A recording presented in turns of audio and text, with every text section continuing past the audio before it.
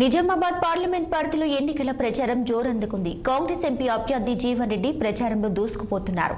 BJP మత విద్వేషాలు సృష్టించి ప్రజలను విడదీస్తున్నారంటూ అభివృద్ధిపై ఎలాంటి దృష్టి పెట్టడం లేదంటూ ఆ పార్టీ నేతలపై జీవన్ రెడ్డి మండిపడ్డారు.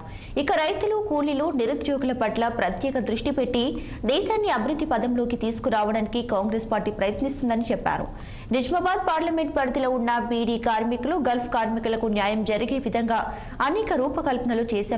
అలాగే బడుగు బలహీన వర్గాల ప్రజలు కాంగ్రెస్ హాయంలో సంతోషంగా ఉంటారని అంటున్న నిజామాబాద్ పార్లమెంట్ ఎంపీ అభ్యర్థి జీవన్ రెడ్డితో మా ప్రతినిధి Praveen Kumar face to face.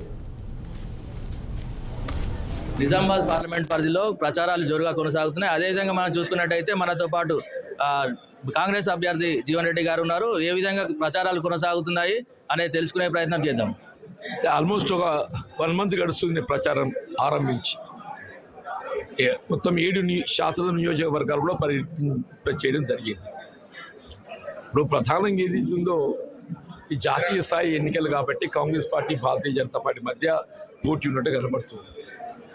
Bharatiya Janata పార్టీకి ఒక ఆర్థిక విధానం అంటూ ఇది ఉన్నట్టు కనబడటం లేదు. ఎంతవరకు మత విద్వేషాలు ప్రోత్సహించడమే తప్ప, సమాజాన్ని చీల్చే కుట్ర తప్ప, సమాజాన్ని మేలు అనుకూర్చేటువంటి ఏ కార్యక్రమం కూడా వాళ్ళు ఉన్నట్టు కనబడటం. ఇప్పుడు Congress party is going with economic policy.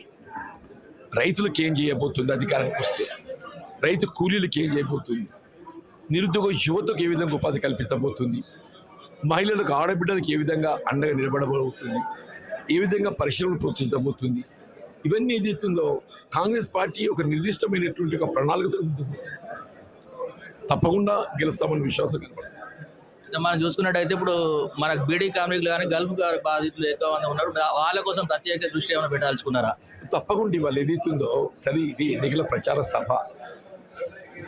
నేను ఏదైతుందో వీళ్ళు గల్ఫ్ కార్మికులే కానీ, బీడీ కార్మికులని ఈ ప్రాంత వాస్తవ్యులు కాబట్టి గల్ఫ్ కార్మికుల సంక్షేమార్థం నేను గతంలో శాసనసభలో సభ్యుడిగా ఉన్నప్పుడే కానీ, శాసన మండలిలో సభ్యుడిగా ఉన్నప్పుడే కానీ ఎప్పటికప్పుడు ప్రభుత్వంపై ఒత్తిడి చేయటం, మేము నకాల మరణానికి గురైనట్టయితే ఆ కుటుంబాన్ని ఆదుకోవటానికి కొరకు ఒక 5 లక్షల రూపాయల ఆర్థిక సహాయం కల్పింపు చేయబడే విధంగా ఆ కుటుంబం పిల్లలకు విద్యా భోజన సదుపాయాలు, వైద్య సదుపాయం, ప్రభుత్వ సంక్షేమ కార్యక్రమాల్లో ప్రాధాన్యత, అట్లా బీడీ కార్మికులకు సంబంధించి కూడా పెన్షన్ అమలు చేస్తున్న ఏకైక ప్రభుత్వం తెలంగాణ రాష్ట్రం.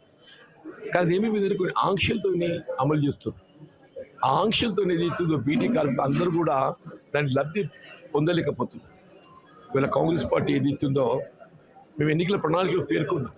బీడీ కార్మికులకు కల్పించేటువంటి యొక్క పెన్షన్ ఏ విధమైనటువంటి ఆంక్షలు లేకుండా, కట్ ఆఫ్ డేట్ లేకుండా, బీడీలు చేసే ప్రతి ఆడబిడ్డకి ఏదైతుందో వారి పెన్షన్ సౌకర్యం కల్పింపజేయబడే విధంగా ప్రస్తుతం వారికి లభిస్తున్నటువంటి ఒక 1000 బీడీలకు 230 రూపాయలు వస్తుంది.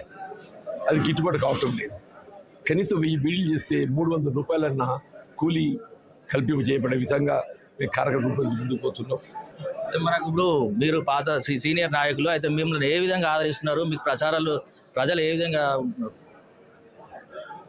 ఇప్పుడు పేర్కొని నాకు చేసే అంటే పూర్తి పాజిటివ్ ఉన్నది. ఒకటి, రాజకీయంగా గతంలో ఇక్కడ ప్రాతినిధ్యం వహిస్తున్న పార్లమెంట్ సభ్యుడు ఆయన పూర్తి ఏదైతే ఉందో వైఫల్యం చెందటం, కేవలం ఆయన విలాసవంతమైన జీవితానికి అలవాటు పడి ప్రజానీకానికి అందుబాటులో లేకపోవటం, ప్రజా సమస్యలు ఏదైతుందో మరి పరిష్కారానికి పాటుపడాలని ఆలోచన లేకపోవటం, ఆయన పట్ల వ్యతిరేకత, నా పట్ల ఏదైతుందో గత 4 దశాబ్దాలుగా నా ట్రాక్ రికార్డ్ ఏ విధంగా ప్రజలకు అందుబాటులో ఉంటాను ఇది గమనంలోకి తీసుకొని చాలా పాజిటివ్గా కనబడుతుంది. మనం చూసుకున్నట్లయితే అన్ని అభివృద్ధి కార్యక్రమాలు మా హయాంలో జరిగాయని, అదేవిధంగా అపోజిట్ వారి వద్ద వ్యతిరేకత, మా పట్ల అనుకూలత ఉంది, అదేవిధంగా మేము విజయం సాధిస్తామని చెప్పేసి ధీమాతో ఉన్నారు. కెమెరామెన్